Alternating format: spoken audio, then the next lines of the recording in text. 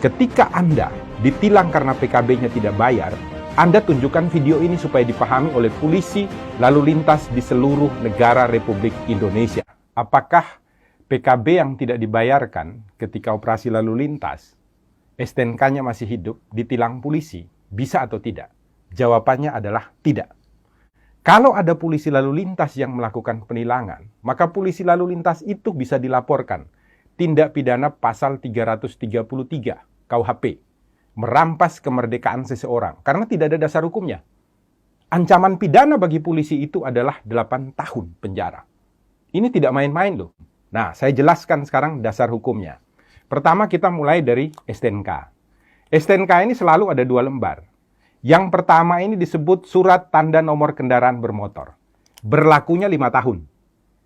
Di belakangnya ada lampiran. Lampirannya ini adalah surat ketetapan kewajiban pembayaran PKB. Ini setiap 1 tahun sekali. Harus dibayarkan syarat untuk pembayaran pajak. Yang jadi masalah adalah polisi biasanya menganggap kalau PKB-nya tidak dibayarkan berarti STNK-nya tidak berlaku. Ini adalah sebuah kekeliruan.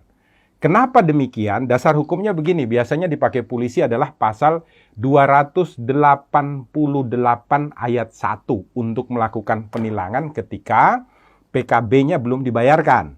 Nah, 288 ayat 1 itu menyatakan setiap orang yang tidak mampu untuk menunjukkan surat tanda nomor kendaraan bermotor atau surat tanda coba kendaraan bermotor yang ditetapkan di dalam pasal 106 ayat 5 huruf A.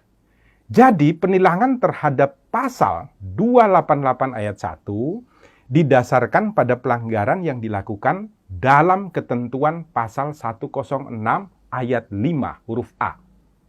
Bukan pasal 70. Di mana di sana dikatakan dengan tegas dan jelas kalau Anda tidak memiliki STNK, Anda tidak memiliki surat tanda coba kendaraan bermotor, maka ketika motor atau kendaraan yang Anda pakai jalan di jalanan raya ditangkap oleh polisi, bisa dilakukan penilangan dengan pasal 288 ayat 1. Nah, sekarang kebanyakan polisi lalu lintas mengatakan ada ketentuannya. Di mana? Di dalam pasal 70 ayat 2. Saya bacakan ya, pasal 70 supaya semuanya tidak bingung. Pasal 70 ayat 2 mengatakan, surat tanda nomor kendaraan bermotor dan tanda nomor kendaraan bermotor berlaku selama 5 tahun. Garis bawahi dulu. Berlaku selama 5 tahun. Koma, yang harus dimintakan pengesahannya setiap tahun. Garis bawahi ya, yang harus dimintakan pengesahannya setiap tahun.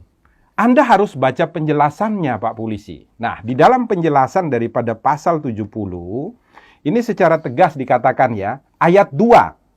Yang dimaksud dengan pengesahan setiap tahun adalah sebagai pengawasan tahunan terhadap registrasi dan identifikasi kendaraan bermotor, serta menumbuhkan kepatuhan wajib pajak kendaraan bermotor. Jadi maksudnya itu bukan kemudian STNK-nya tidak berlaku. Bukan. Maksudnya itu adalah untuk dilakukan registrasi dan identifikasi ulang terhadap kendaraan bermotor dan untuk membuat agar semua orang yang memiliki kendaraan bermotor itu wajib atau taat di dalam melakukan pembayaran pajak.